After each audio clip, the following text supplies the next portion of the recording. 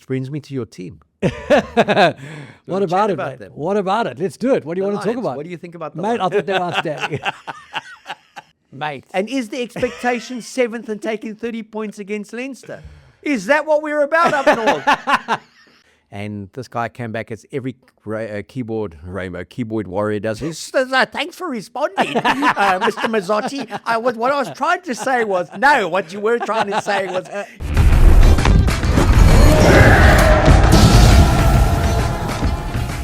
Okay, Zels is always on the show. We only back winners. Mate. Powder blue. I blow bil eet nie van die vloer af nie. I blow bil ken nie van verloor af nie. 9 from 10. We only back winners. Mate, when we were at Loftus, I remember you cheering vociferously for the Stormers. I know, mate. I'm pretty sure it was you, mate. I think Big Nick glasses. and I and you were coaching them. We weren't cheering for them. But winners. We back winners here. And so we'll get to the Stormers later in the show. The Bulls peaking at the right time. 4th place. Home quarterfinal. They play against Munster. It's a game you have to expect them to win. But we'll talk about that in a fortnight. It's been great chatting to you.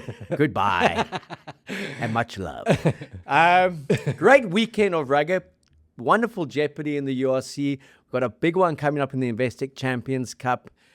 Bordeaux Begle up against Leinster. And then the Where they EPCR play, mate? Where they play that match? Rocky Balboa. Bilboa in Spain. It's not Rocky Balboa. Apparently, I got that wrong a few times.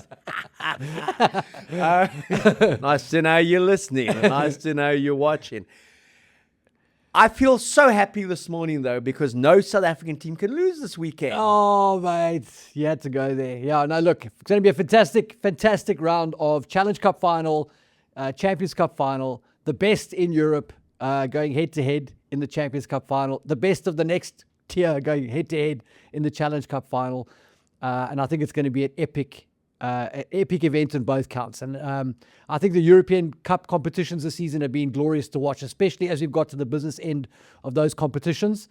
And I think everybody's rubbing their hands to see, are we going to have some sort of a draw, because two Titans are going head-to-head in the Champions Cup final. Is it going to come down to a kickoff? Can Bordeaux be stopped? Can Leinster be stopped? It's going to be wild. Well, if you look at it from an international perspective, it would be like a World Cup quarterfinal, and we know France would win it against Ireland because they don't go beyond quarterfinals. But it's basically Ireland against France in many respects. It's Bordeaux against, and Bordeaux in form. Leinster haven't been at the greatest form, but hell, second in the table in the URC, and they're in a final of the Investec Champions Cup. Not too shabby a season. Most would take that, okay? Investec Champions Cup has been in the news for the last week. And some would say for all the wrong reasons, but also for all the right reasons, because maybe it's this kind of narrative that we finally needed in South Africa to awaken the club giants. Because all this talk that South Africa may pull out, the leadership of South African rugby may pull the 4 clubs out of the Investec Champions Cup because of player burnout, because of the travel schedule, because it's not making sense. And Johan Leroux, Stormers owner, has come out and said, madness, we've got to stay in it. We want to be the best team in Europe. Marco Mazzotti came out and said, he's the owner of the Sharks, crazy. You don't want to be testing yourself in the Currie Cup. You got to test yourself against the best. There's been unofficial word from the Bulls. The Lions haven't said much because for the most they've never played in it, okay? It's been those other 3 teams. However, and I love what they're saying because I'm a huge fan of the Investec Champions Cup, and I don't believe we're that far off being very competitive. If you're going to blow the trumpet, Stormers and Sharks, of the Investec Champions Cup, then send your bloody strongest team overseas, win 4 from 4, host quarterfinals, host semifinals, and put yourself in a position to win it. And then maybe the public will also take it seriously. Great shot, man. Can I ask you a question? Why do we have a salary cap on South Africa's teams? Because I think if we didn't have a salary cap, or if the salary cap was greater, maybe we have bigger squads and more talent, and we can kind of campaign on multiple fronts with better players. Okay, I'm also going to... Is that a thing or no? It's obviously if you got more money, you can kind of cast your net wider. But let's take the 4G, 5G, 3G, 9G, 8G, whatever you want to call it, and let's park that to one side because we've been playing for 4 to 5 years on that. Exactly. So it's no longer an excuse. Yeah. And funny enough, when I see South African players go overseas and play for those clubs, they don't seem to struggle on those pitches either. So that's the one thing. Then we look at squad depth and where you can and you can't. Now, Bordeaux have won one Investec Champions Cup in the history of the tournament, and they're in a position to win a second one. This tournament is 31 years old, so it shows how hard it is to win it. Leinster have won 4. It took them from 1996 to 2009 to win their first one, and they did it with a very strong generation of player.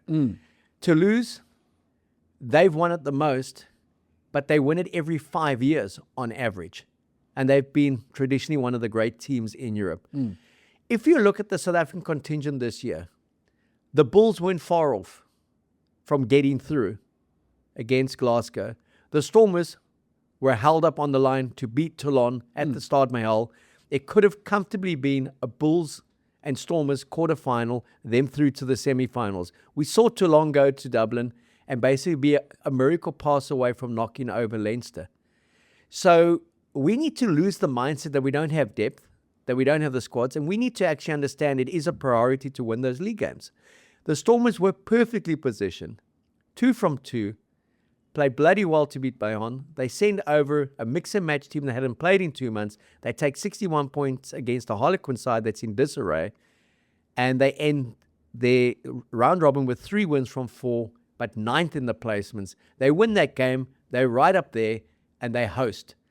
And to me, that's the fundamental. If you're going to invest in this tournament, pick your best teams. It took Bordeaux a long time to realize that. In the last 2 seasons in the league stages, and they went 4 from 4 and 4 from 4, they played their best team and took a defeat or 2 defeats in the top 14 to make sure that they could back themselves to win a playoff in top 14 with their best side available.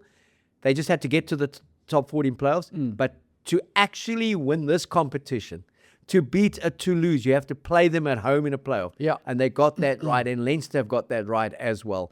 So I hear what you're saying about we can't compete with the euro or with the pound. But hell, when you look at some of those English clubs, and that if you look at what Johan van Graan has done at Bath, good squad, but not superstars. It's not loaded with internationals. But he's got something right. He's got something right and kind of has got the trajectories there. But he also realized you pick your best team in the round robin. Yeah. So the only thing I would say to that, I mean, I agree. The thing is there that you have to make a priority of the Champions Cup, which is what you're saying. And so you and I talked at length about how difficult it is to win the Champions Cup. You could argue it's harder than winning the URC in the sense that you've got to play the best clubs in the world all the time. You play some of them only away. And then you get to the knockout rounds and it's like heavyweights deluxe. So it is a difficult competition to win. From a South African perspective, you want to beat your South African cousins. That's the nature of it. You want to say we beat the Lions, the Bulls, etc., etc.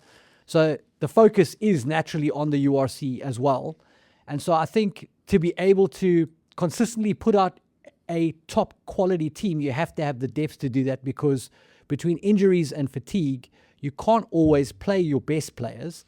And you also have to factor in that because geographically South Africa is so far from Europe, when we play away games against non-South African opponents, it's a long way to go.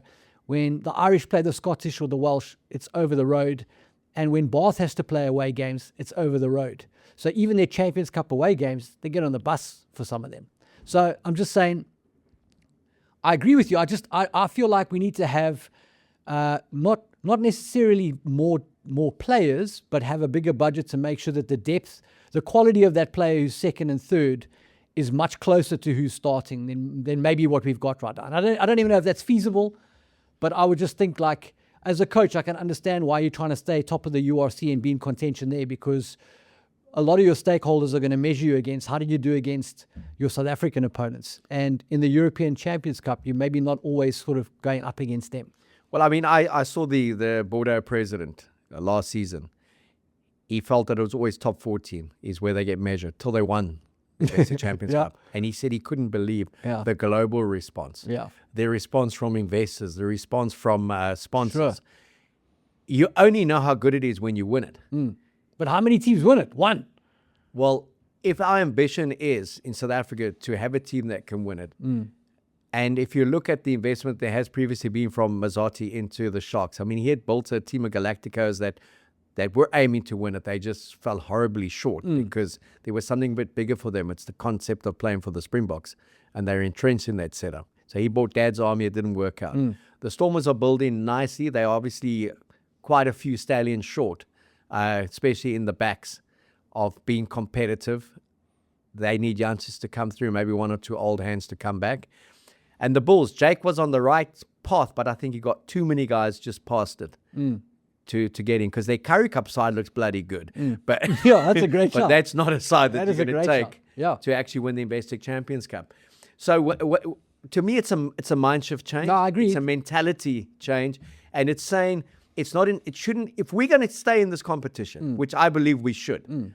I love the fact that the Bulls play Leinster, play Toulouse, and the Stormers play Toulon, and you see the Lions in the Awesome. so against Montpellier. Awesome. See the Sharks going up against a Bath or against a Northampton. I love that cross-border cultural exchange as well. So I'm a huge fan, and I have been pre our introduction into the Investec Champions Cup. I just love that competition because it is the closest to Test rugby. It's a step up from URC in intensity and kind of magnitude of playoffs, and it's a great bridging gap for a national coach to look at players and say, if you can do it in that environment, you're probably going to be okay in a Test environment. And for us to also understand that maybe 12 wins is going to get you a playoff, because consistently it shows you 10 gets you into the top 8 in URC, 12 gets you into the top 4. That's what you aim for in the beginning of the season. You get 13, you're probably going to top the table. Not this naive belief that we're going to try and win every game and be 15 from 18 and then sacrifice that competition. Right. Because the knock-on effect is, I go back to the Stormers, I feel so much changed in their season when they took that 61-10 against Harlequins. Just from a psychological point of view, they felt they had to get back on the bus very quickly. They came up against a fired-up Sharks team in a derby. They lost back-to-back, and all of a sudden, the 8 from 8 was gone, and they were in a crisis, 0 from 3. Yeah, and I remember you were saying this at the time. This isn't in hindsight. At the time, you were saying this. Like, you cautioned about this. I remember this. So 100% on point. Yeah, and we've seen the ebbs and flows and the momentum flows. The Bulls 3 from 8, 20 points behind the Stormers after 8 matches, and everyone was saying, fire everyone. No one's any good. Why did they bring Pollard back? He's hardly playing. Akkers, is he the man? We kept on saying they will come. You were one of the biggest voices to say the Bulls will be there at the end, regardless. Obviously confident the Stormers would be there. We knew that the Sharks were in trouble, and we were hopeful for the Lions. But it's just, to me, we need to change our approach. That's a good shot. And we're doing the same thing week in and week out and getting no different a result. Which brings me to your team. What about it, mate? them? What about it? Let's do it. What do you The want to talk Lions. about? What do you think about the Mate, Lions? I thought they were outstanding. Oh, mate. Has a team ever cocked up a game as much as the Lions did in against Munster? Oh, I thought they, and it was the same when they played Leinster. There's some really good stuff in there, but then it just kind of goes awry. I don't think the feast mode news in the week helped. And yeah, I just hope, for him personally, I hope that he can somehow get out of this thing and he appeals it and it goes away. That'd be fantastic. And I hope that the Lions can keep going forward, because they made great progress this season. They're doing great things. And they've got some really nice pieces. They've lost some important pieces, I suppose, to their plan to injury in recent weeks. And obviously, Asanati's ban or suspension, whatever. But, I mean, they still came out fighting. And there were some great moments in there. They just couldn't finish it off. Okay, let's talk about, because I've had this debate all weekend with many of my mates, okay? All 3 of them. And we are raving about the Lions, okay? Yeah. Their greatest Friday night. They qualified for their first ever URC playoffs without having to play. Yeah. They go out into a game where they've got absolutely no pressure on them. They're in the quarterfinals. What's going to change is whether they go to Pretoria to play the Bulls, or they travel overseas. No pressure on them. Munster are lying 9th by this stage. They have to win. They're in disarray. They've come off the back of a beating. Half the people at the club have been retrenched. There's financial woes. Everything's going on there. It looks like the fans voted with their feet, because many of them didn't even come to that game. Yeah. They're down to 13 players at one stage, and they score against the Lions. And they hang on somehow, and they get every decision pretty much went their way, but they win the game 24-17. How? And we are raving about the Lions, and we are condemning the Stormers. What a shocker. Third. Unacceptable. Never going to win a title. All my words, by the way. But Jesus, Lions are good. Eh? They managed to end 7th. Can you believe that? Yeah. Sharks are coming. You know, they only ended 10th, but they come in. Yeah. And the Bulls, you're watching, they be there. So there is a bit of perspective around, if we want excellence in this country, we've got to be condemning that Lions performance and saying not good enough. Because you're going to get on a plane and waste your time because you get blown away against Leinster in Dublin if you continue to play like that, because it's great that they made the playoffs, but how much longer are they a youthful team? It's 5 years in. Mate. And is the expectation 7th and taking 30 points against Leinster? Is that what we're about up north? Mate, relax, mate. Relax, Only mate. a game of rugby, mate.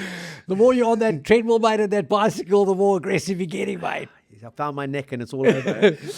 So listen, I think you're not comparing apples with apples. I think if the USA 4x100 meter relay team finishes third in the Olympics, mate, you have every reason to slam them because they are perennial or, every tournament champions.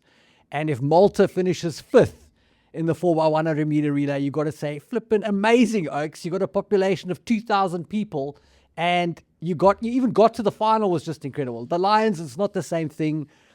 The Stormers are 3rd and probably should have been 2nd, maybe 1st, and the Lions have qualified for the playoffs for the first time. So you can't compare the two sides. Different echelons, I would say. It doesn't mean the Lions are a lesser team and can never beat the Stormers. They've proven they can beat the Stormers.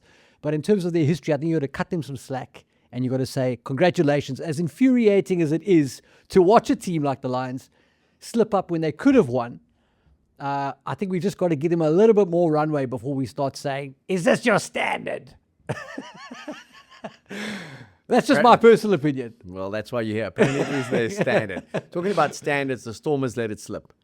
My beloved Stormers, who are always back, and they really irked me on Friday night. Well, they still irking me on Saturday. And I've said it consistently, if you can't go to Belfast and beat an Ulster team that is out of the playoffs, and you can't beat a Cardiff team, you ain't going beyond the semi-finals in this tournament.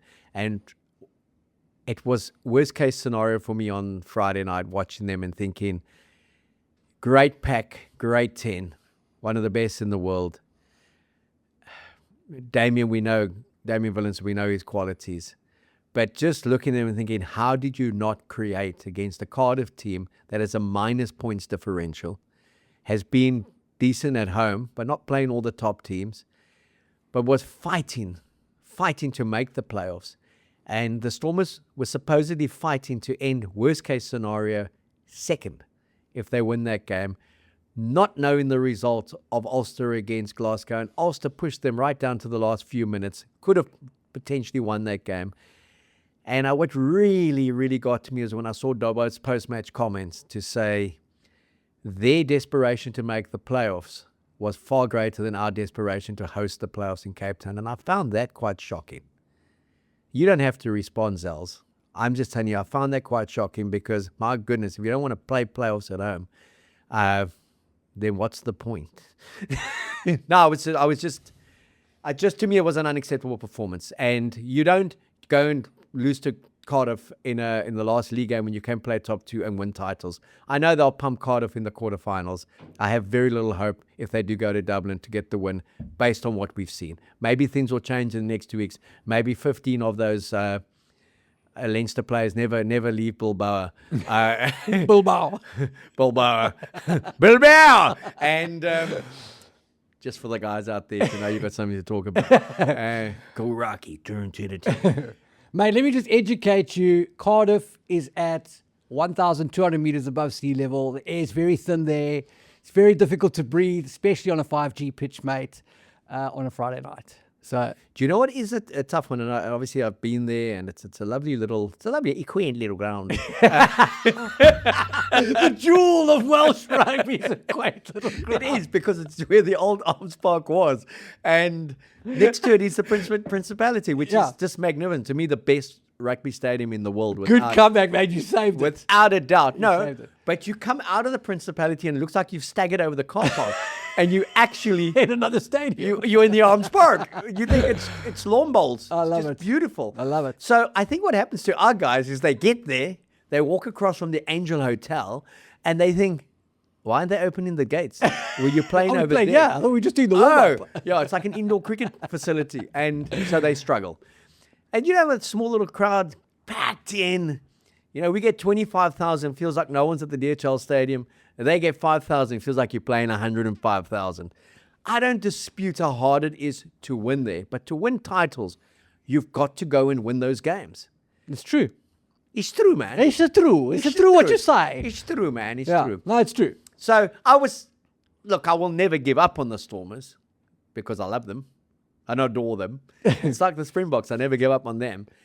But I was just very, very annoyed. And I'm sure I was just one of about 3 million Stormers supporters who were equally livid. And the only good thing that came from Friday night was Liverpool got smashed in a pretty much a similar fashion, and the Stormers lost, and then the Lions won without even having to play. They were already in the quarterfinals. It was one of those inglorious Friday evenings, because I knew Saturday and Sunday could only get better from a sporting perspective, and it did. Made 3 quick wins, and we're holding the trophy. And it did. Want to blow, funny flute of knee. Yo! Mate. Powder blue. That's not even powder blue.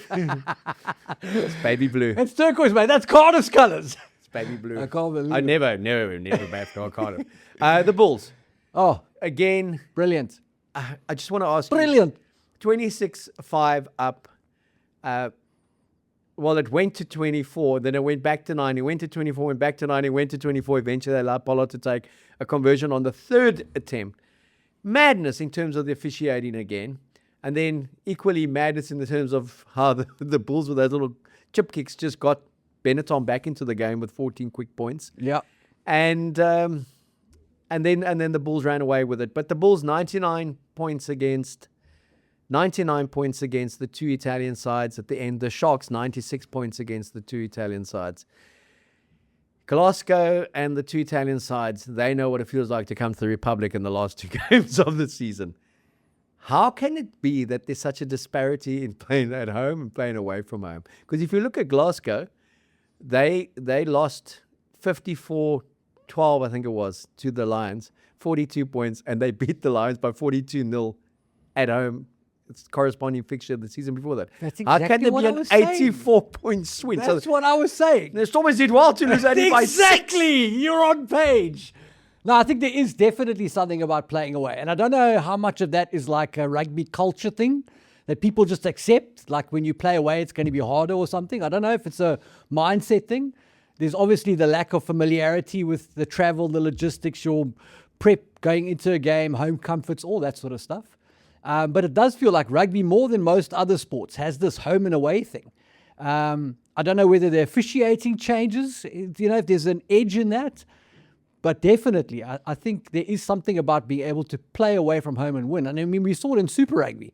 The South African teams just really struggled away from home. It was just how it was. The only teams that seemed to travel quite well in Super Rugby was the Kiwi sides, right? They could generally pox win. And then in the heyday of the Brumbies, I suppose, they could come and do a few things. Not in Cape Town. Not in Cape Town. But they did a few bars in Cape Town, but that was about it back in the day. But so, yeah, there is definitely something to that. I think the Bulls, the way that the schedule is run, and I just want to point this out, the Stormers did beat Benetton quite sort of emphatically in Benetton in Treviso earlier in the season. these two Italian sides came to the end of the season and had to travel away, and I think being out of playoff contention for most part. I mean, Zebre weren't at the races. I like that analogy. They weren't at the races the whole season. And so, yeah, they just got wiped. They got wiped here, and I think the motivation levels were low. They were away from home. And good for the Bulls for taking full advantage. Good for the Sharks for taking full advantage. And they've springboarded, the Bulls have, into a very favourable finish to the season. I think they're on a 6-win streak and looking really good. Okay, looking at the Bulls, Uckers, and,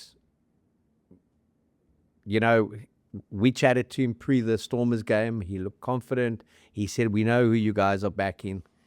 We're in the hotel, near their team room. We said, Uckers, we're so happy that you've done so well. He said, no, you're not, basically. We know who you want to win today. It's the Stormers. And we said, no. Okay, Uckers, we do. We do. So, but one of the true gentlemen, and like, some would say that's a contradiction because he was a meanie when he was playing. Yes. Locked for the Bulls and the Springboks. But did fabulous things with the Lions. And when he took over from Jake White, it was disarray that he really inherited. I'm not saying that's because of Jake, by the way. Yes. He inherited a bit of a mess. Players coming back from the box, 2 assistant coaches who kind of felt they should have been in Chris Rousseau and Andries Becker, potentially the head coaches, not a new guy coming in. But you kept on saying it's coming. This guy's too good to fail. He needs to get his hands dirty. He needs to get his hands on that pack, which he's now done. He controls the pack, and he brought Neil de Bruin in from Paul Boys High, and he's been outstanding with their attack. And Polly, obviously, just plays the big moments well, clutch moments. Willie Larooney's 400th game, big shout out to not a bad player. To Santont, 400, and he was good. Great player to have there. They just got the makings of a side that potentially could go all the way because of the way they play as well. And their ability to strike. They've got some really, really good strikers out on the flanks, which unfortunately at the moment, a lot of the other South African teams don't have. This is true, mate. This is true. And I just want to point out that what the Bulls have that a lot of other teams in the URC maybe don't have is depth. Like Cheswell Jooste is a fantastic player. You know, he's just, every time he touches the ball, it's electric. You feel like he could score from anywhere. And he's a guy who's played behind, at times, Kane Moody, Sebastian de Klerk, Dawie Kriel's moonlighted on the wing, Sergio Peterson's in the mix, Devin Williams is there, Willie Leroux is there, Andre Pollard's there. They've got, like, depth of talent across the park there, to the point where, like, they're signing guys, and you're thinking, like, are these guys ever actually going to play?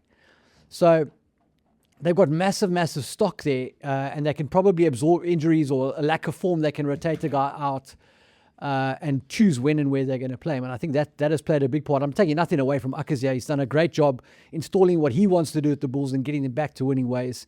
And the likes of Ambrose Papiro are thriving in it, playing their best rugby. So, but they do. I mean, a guy like Mpilo Gamedi has to wait his chance to get on the field, and you know you've got quality in that roster. So lots of depth there, lots of quality in abundance. They've got the high fault factor at home, which doesn't hurt if you use it correctly. And they've got a fervent support base. So they're doing great things. They're trending in the right direction. Obviously, they're the hottest team, I think, going into the URC playoffs. And, you know, aside from the Stormers, obviously, all South Africans be rooting for the Bulls and for the Lions to do great things. Well, that's very politically correct of you. But Thank you. That's aangenaam. Dankie Zels, ons waardeer dit. I see the URC broadcasters have been superb again, giving the Bulls a 1 p.m. kickoff. No one will get to Loftus because they're all at the schools games. At the schools games. I said to Clint van der Berg, the brilliant communications manager at the Bulls, why didn't you guys play the curtain raiser to Affie's first team on that day, and you'll probably get 25,000 Great shout. acting at Affie's, Yes. and it will be a wonderful occasion. You will smash Munster. Something to consider. Take it away from Loftus to Affie's. 1 o'clock kickoff in South Africa on a Saturday afternoon. It's ridiculous. It's madness, but apparently that's what happens with the broadcasters. We've spoken Lions, Stormers. We've tried to avoid, even though I couldn't. The Bulls, I'm trumpeting. The Sharks, 9 wins, a draw. They end 10th place. They're on a high, having pumped the 2 Italian sides. Is it context? Is it let them enjoy it? Let the kids play. A lot easier to let the kids play when you are 10th and there's nothing on the line and you're playing a side that has conceded 550 points, has won 2 from 17 Zebra. What do you take out of that Sharks performance? There's a lot of feel-good that's coming out of the camp at the moment, JP Peterson and the kids. What is the context? This is the genesis, mate. JP's getting it right there. And how sustainable it is, I don't know. And we're going to find out. Anytime you have a new coach on the scene, you have to wait a while to see how he responds to teams kind of adjusting to how he coaches his side. But I'm sure JP's going to be great. I'll say it again. For me, maybe one of the most underrated players in Springbok history. I love JP Peterson. I think he was a cornerstone of that great Bok team that won the 2007 World Cup and was great in 2009. I think he's a fabulous rugby guy. He's a monster. You meet him in person, you think he's a lock. He did play a bit of lock as a youngster. And I think he's got a good rugby brand, and I think he's gutsy. He's a guy, who took very limited opportunities and turned them into tries as a player, and I think he's going to do the same as a coach. So in his defense, he started playing the youngsters long before the season was officially over. He gave guys opportunities. Luan Gilliamy is a great example of that.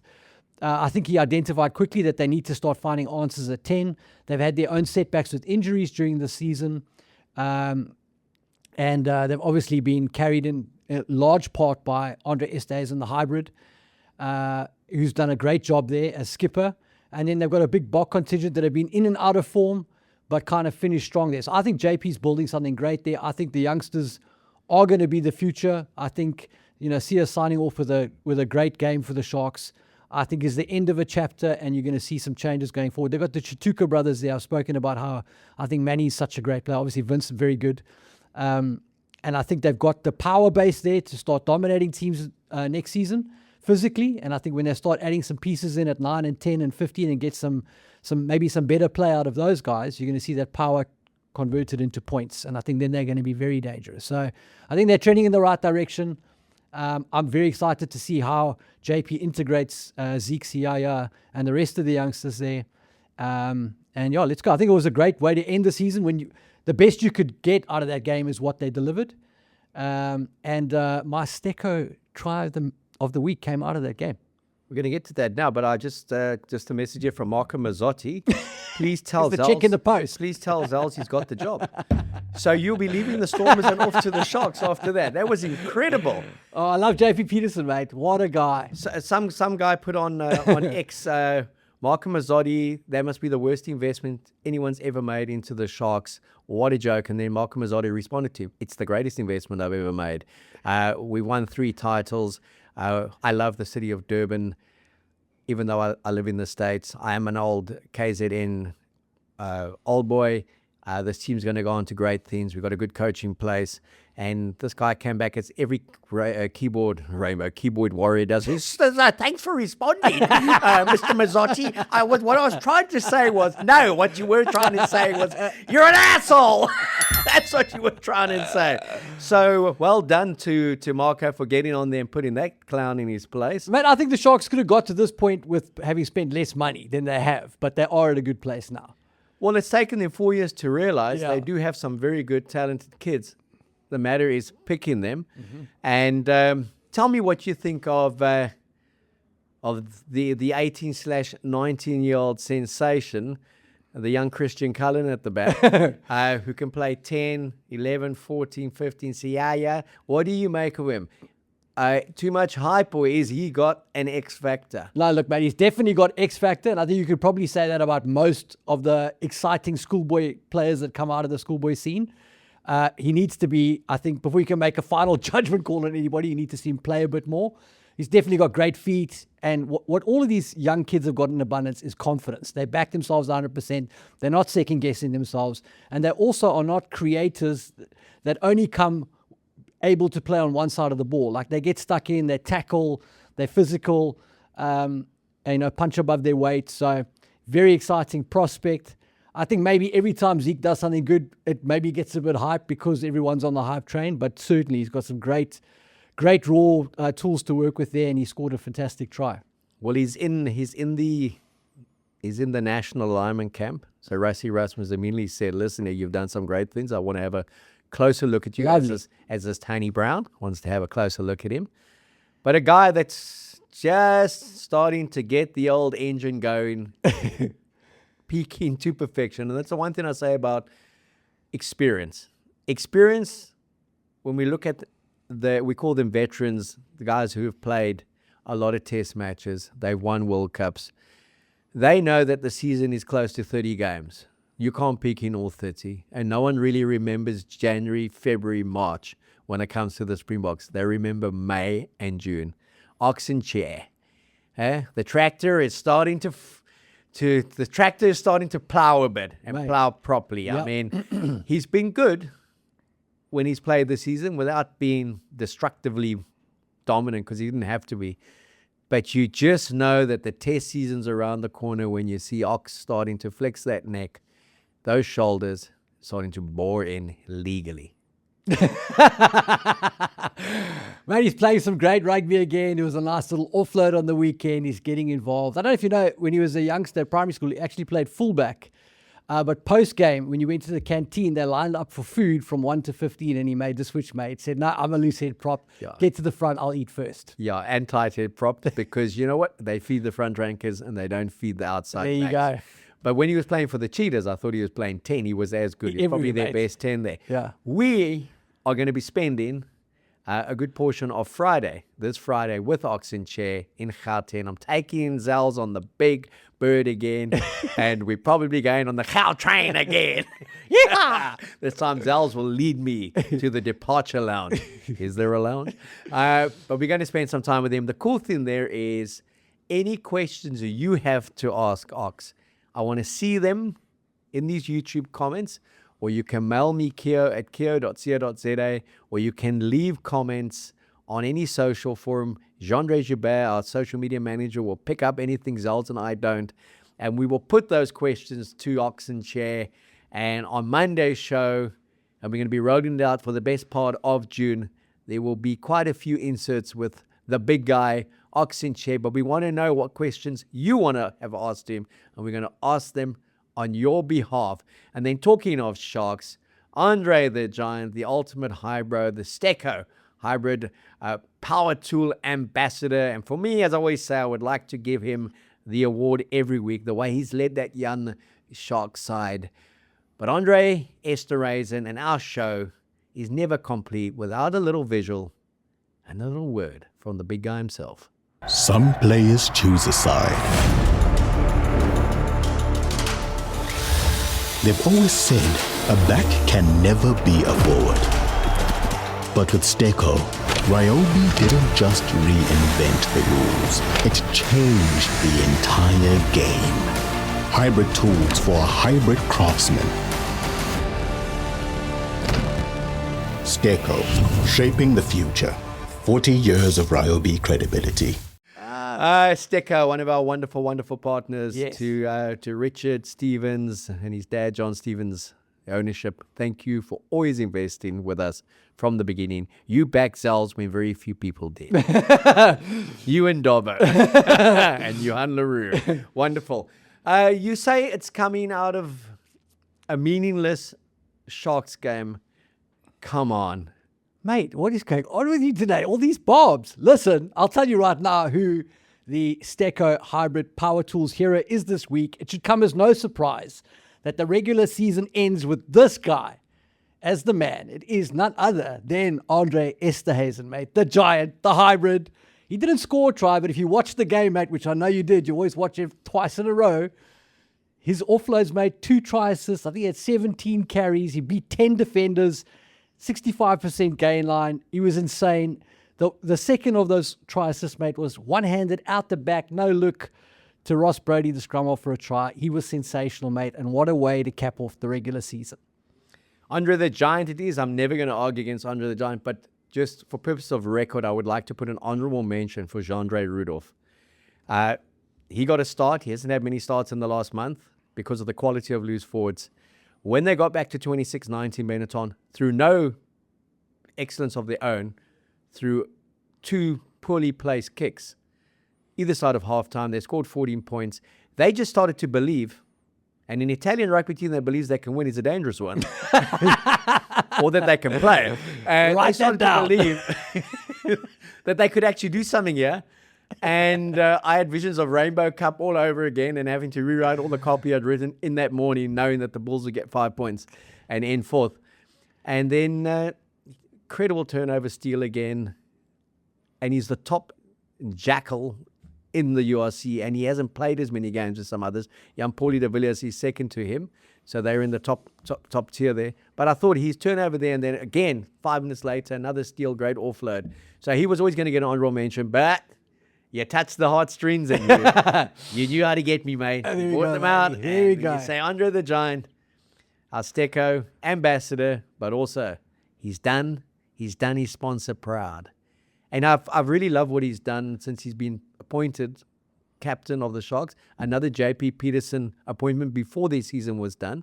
He immediately made him the captain, and those youngsters seem to be thriving and reveling around him. And I really do like what JP's done with the Sharks. I know I kind of rag them, but there's just a joy about them at the moment. And yes, there was no pressure on them. They're already out. But it shows the quality of, we've seen their schoolboys do well. I mean, again, big wins when they play cross province this weekend. Their top schools won well against the Gauteng schools. DHS won well in KZN.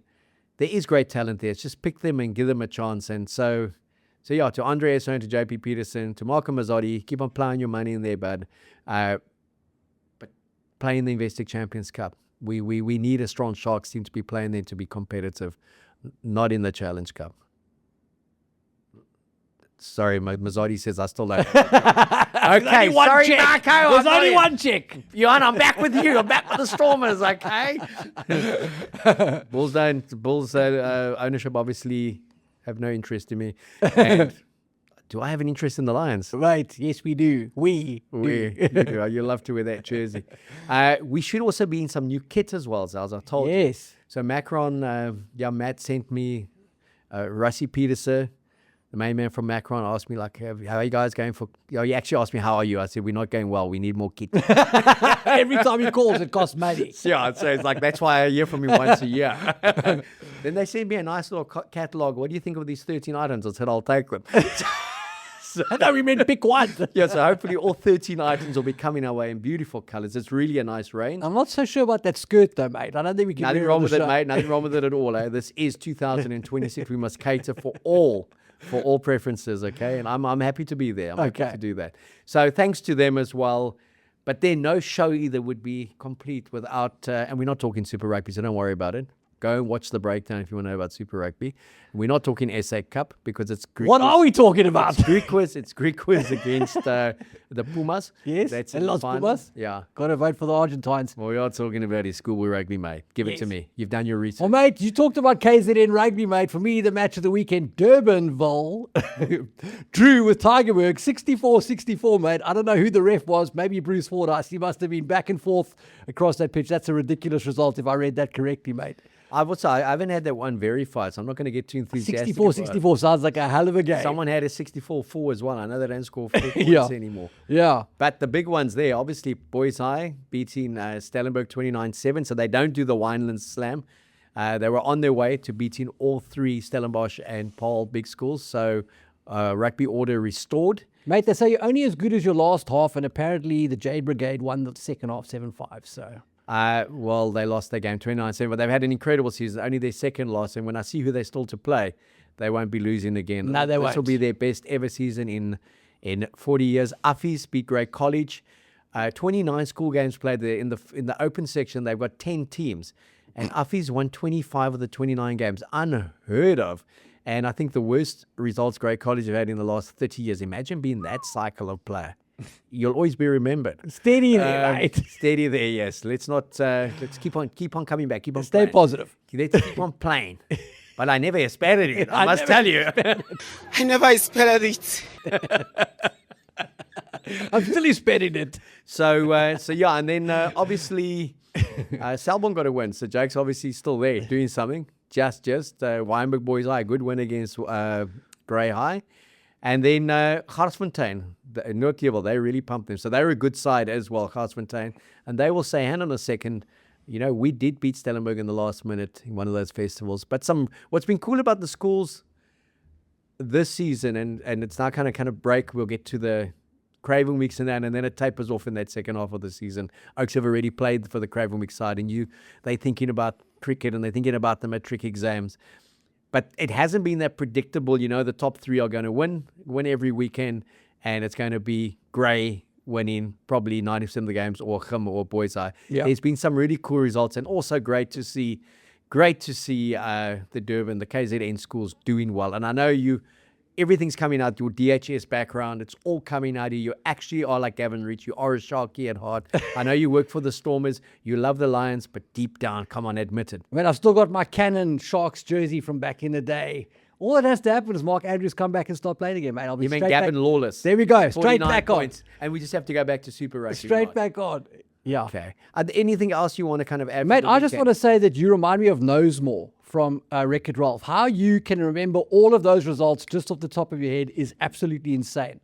So, congratulations. I appreciate that. That really is It's impressive. nice to see that you've done your homework. You said you were going to give us a little update on the Japanese league. They didn't play this week, mate. Yes, you're on top of your game. But we do know that Chess and Colby's been kicking tons of points. Fantastic, mate. And Ruan Nokia, one of my favorites, he's going to Japan as well. And then someone put a thing to say, Peter Steph du Toit, in the 5 years that he's been, or 4 years that he's been at Toyota Blitz, he has played 38 games and he's played 37 tests. And I was like, what's the point? He's played more club games than he's played tests. And have you seen... What's the problem?